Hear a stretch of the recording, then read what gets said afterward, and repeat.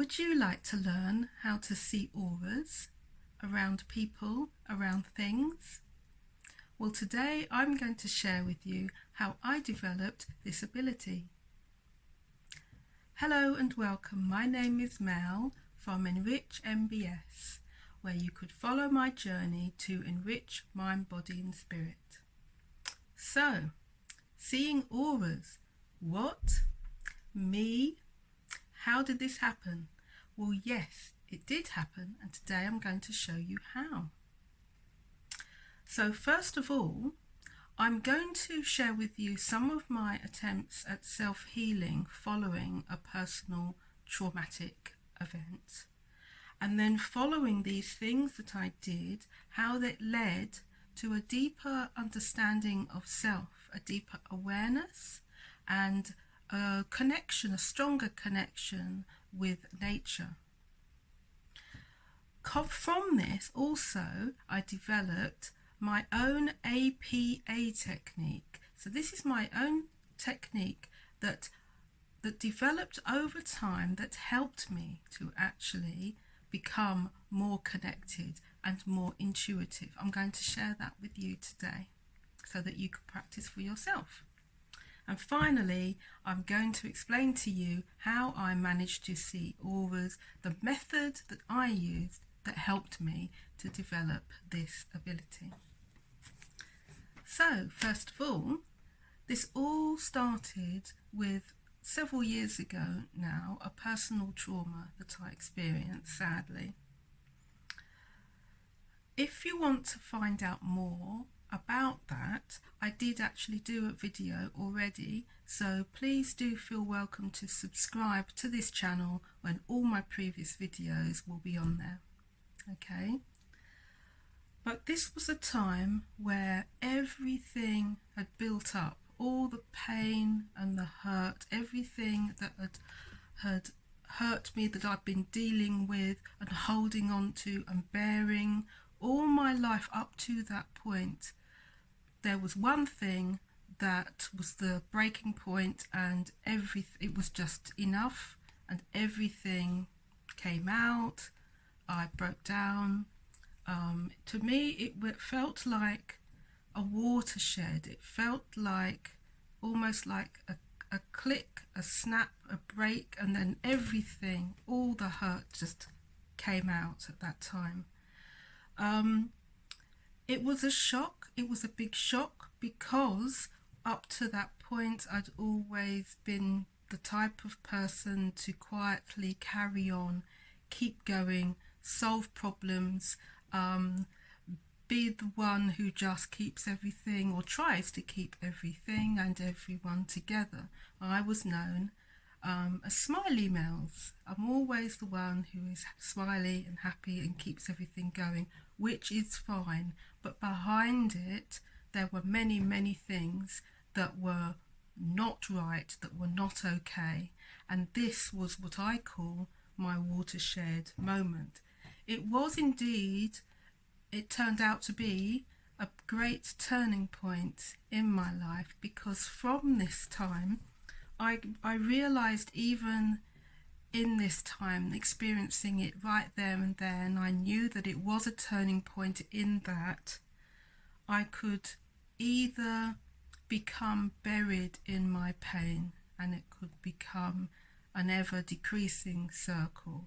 It could become worse and worse. I could become, if you like, consumed by my pain and what was happening at that time and what had happened up to that point. Or it could be that I face it and deal and actually literally face it, to see what is wrong and deal with it. And both of those are very, very hard, of course. Both of them are very hard. I made the decision that while I was going through this, that I would actually acknowledge and accept my pain, face up to the decisions and the actions that I had made, not just that other people or other experiences externally, how they had contributed to it, but also the decisions and the choices and the things that I had done that may have contributed, and face up to those as well as my own pain and so on. Okay, so it did feel like I was stripped bare, that everything was coming out, that I couldn't hide anymore, couldn't pretend that everything was okay, or that certain things were okay when they weren't. Whatever was hurting me was eating me up inside clearly, and at this time it all just revealed itself. And it did feel that there was no turning back, because if I did not face it and deal with it, that was an even more terrifying option than dealing with it and facing up to things. So what did I do? Oh, what to do? So I decided to try and look in at myself as if I was my higher self or my older self, which of course I was, looking down at myself as if I was a child lying there in pain and hurt. And what would I do? Well, the first thing obviously is I'd want to comfort myself. So I used a lot of affirmations. So right from the very, very beginning, when I was in the most pain, of course, I would just simply allow myself to let it all out and to say to myself in my head, you're not okay.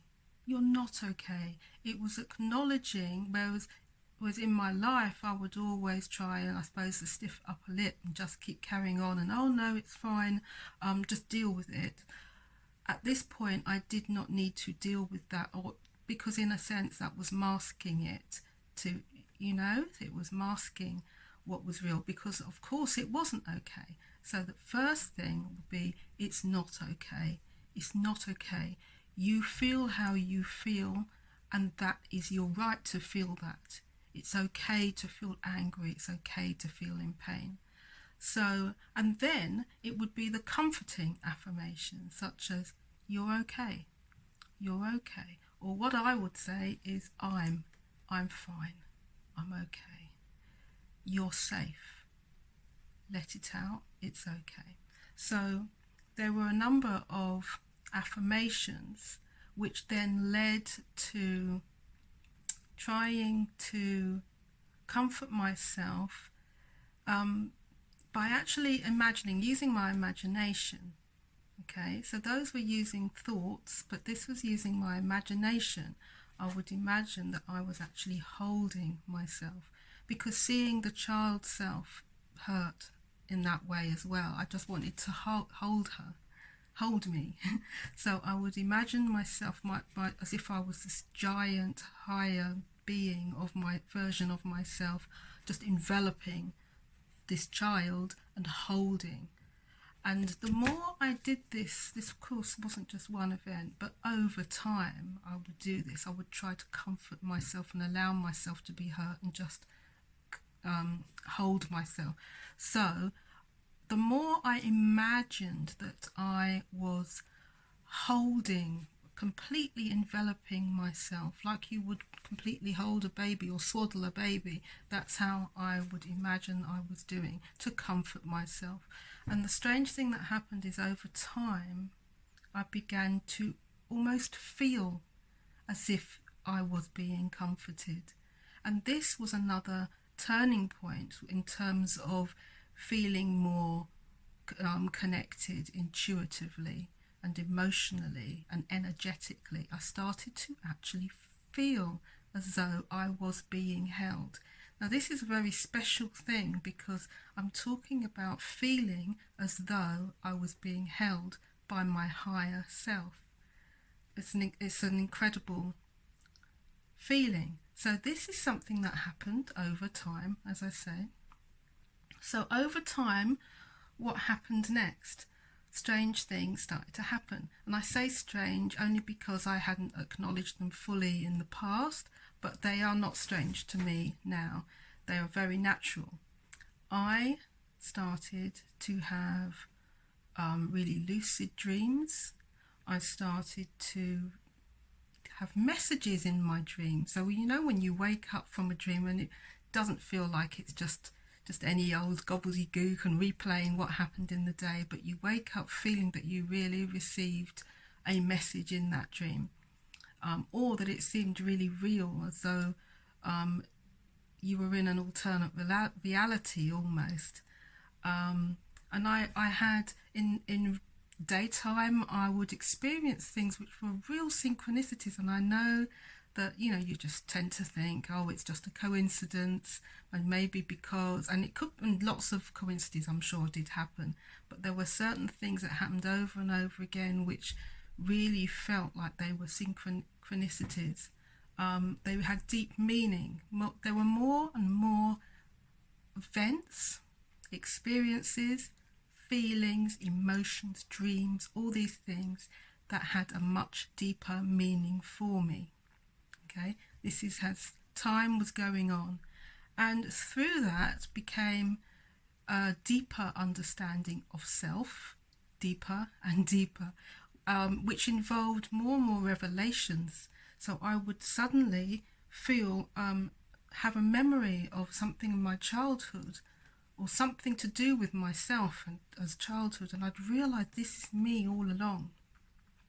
So throughout all of these experiences, I was actually becoming awake, alive. I was understanding who I was more. I was coming out of, if you like, the depression, and it was helping to lift myself, but in a more genuine and authentic way. Okay, so all those masks that had been stripped away during that event had been stripped away from me. What was left was what I was putting in, basically, which was I was realizing who I was, and I was thinking more and more, or remembering more and more, what made me happy, and I was doing those things. So I have a phrase that I say, whatever makes you happy, do that, okay? As long as it's not hurting anybody, as long as it's a positive thing, a good thing for yourself, do those things. So I did. So the next thing I would do, still connecting with my child self, if you like, well, what made that child happy? What made you happy right from the child? If you start with that, before all the sort of grown-up experiences happen, you go back to who essentially are you, and what made you happy right from a child. And basically, I used to absolutely love thinking and reading about life and the universe and what's going on. What does everything mean? So it was a combination of science, philosophy, psychology, spirituality. So if you like, mind, body and spirit. But so I talk about this now, but I'm going back to when I was a child. So it involved all sorts of things, such as what is life? What is the difference between the brain and the mind? What are emotions? Where do they come from? Why are we intuitive? What is intuition? What is instinct? Where does that come from? DNA, genetic, how does our body know what to do? All these things, and of course questions about the self, and our identity, and who am I? So I used to love all of those things, and I would avidly read about all sorts of topics, and my experiences as well would actually shape me as well. I'd have many different experiences that would just intrigue me, and one thing would lead to another. Okay, so another thing I would do is, at this point, I started reading again. So when something happens to you, I don't know if there are many of you out there have the same experience. When something happens that changes you, essentially changes you, there is no turning back. So once I'd found, or was finding in this process, who I was, and who had been buried to a degree throughout my life, because of, it's natural, because of life's responsibilities and all of those things, Now, once I'd realised who I really was, I now had the freedom, because I'd been stripped bare and was rebuilding, if you like, rebuilding.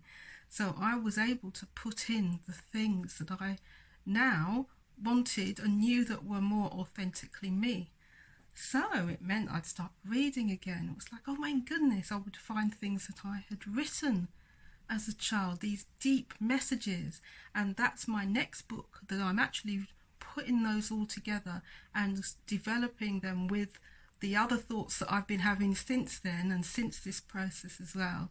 So that's my other book that's coming out, which will be about science, philosophy, a combination of science, philosophy, psychology, spirituality, metaphysics, all sorts. Okay, this is a very important part of my journey.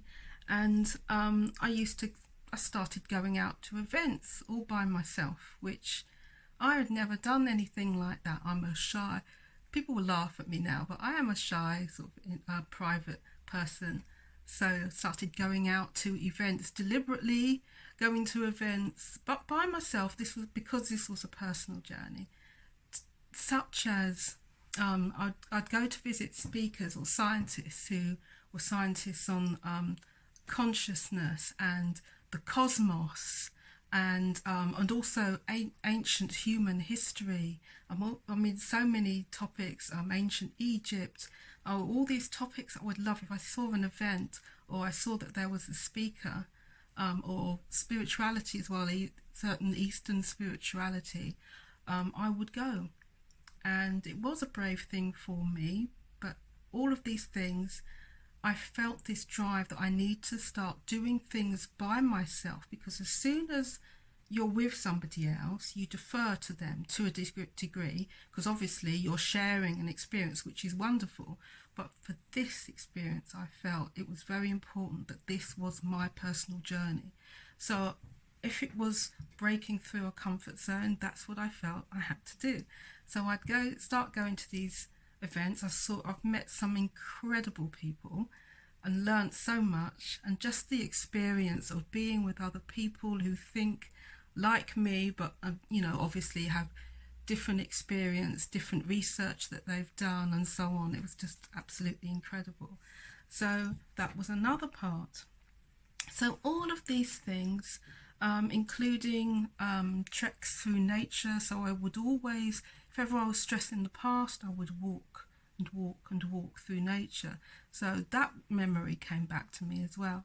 So I started doing lots and lots of meditations and walks and all of those wonderful things. And the more I did them, the more with each step, it felt like I was walking into this new me with each step that I took.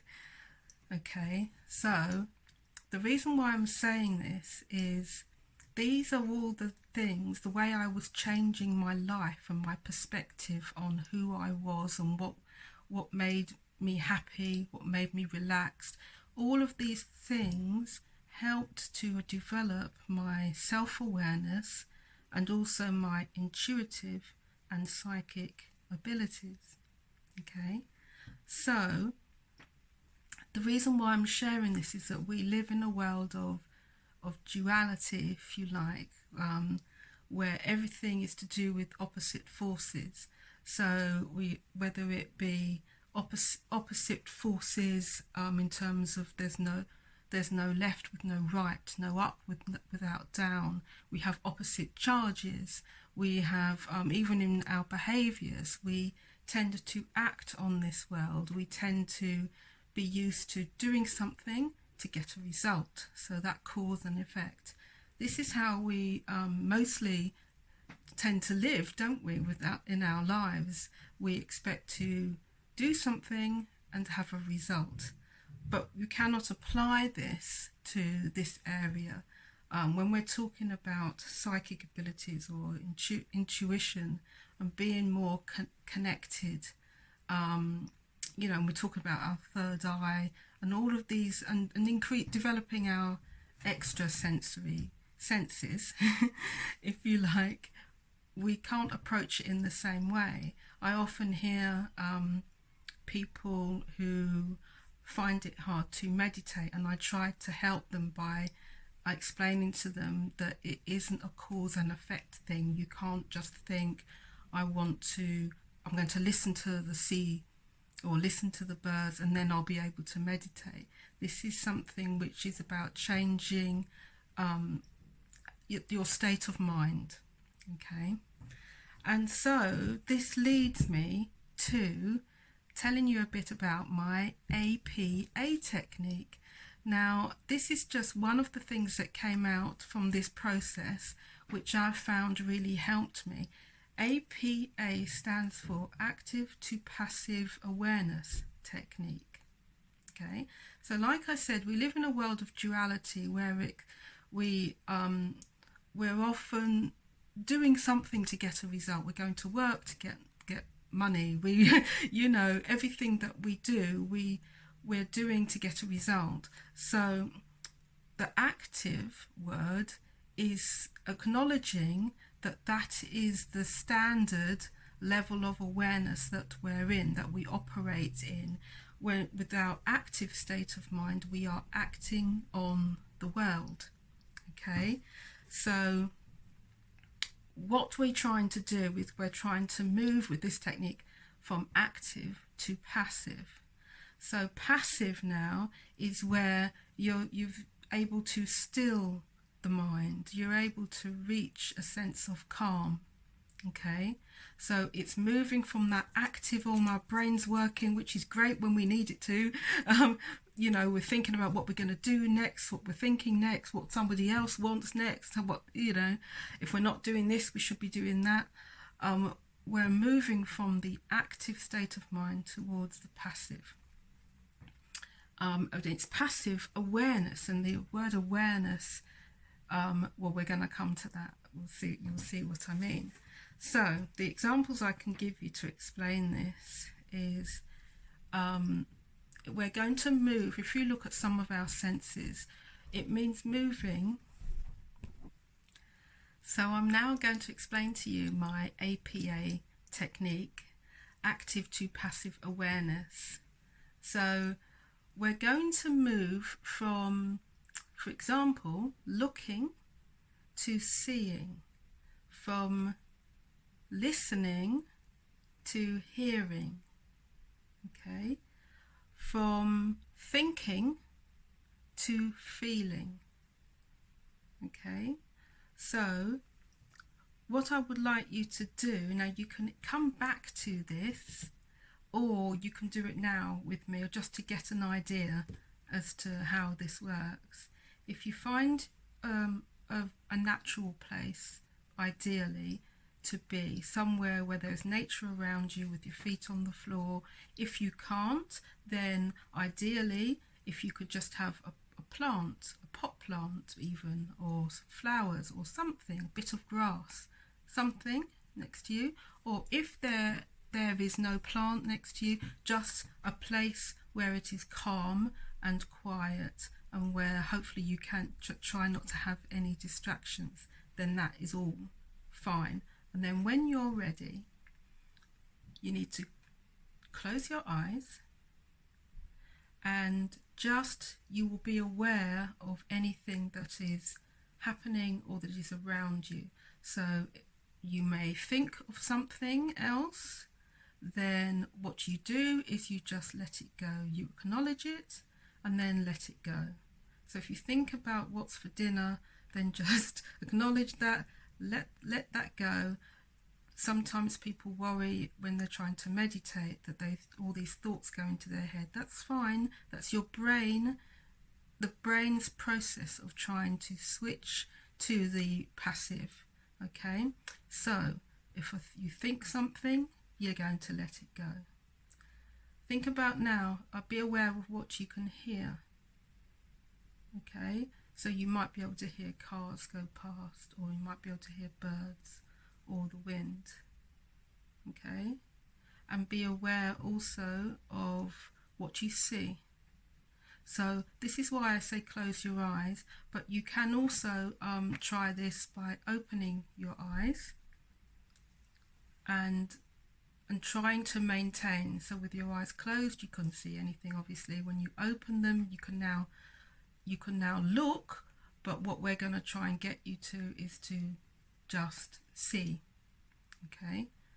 So the way to do it also is to, like as if you're in a daydream, try to soften your gaze.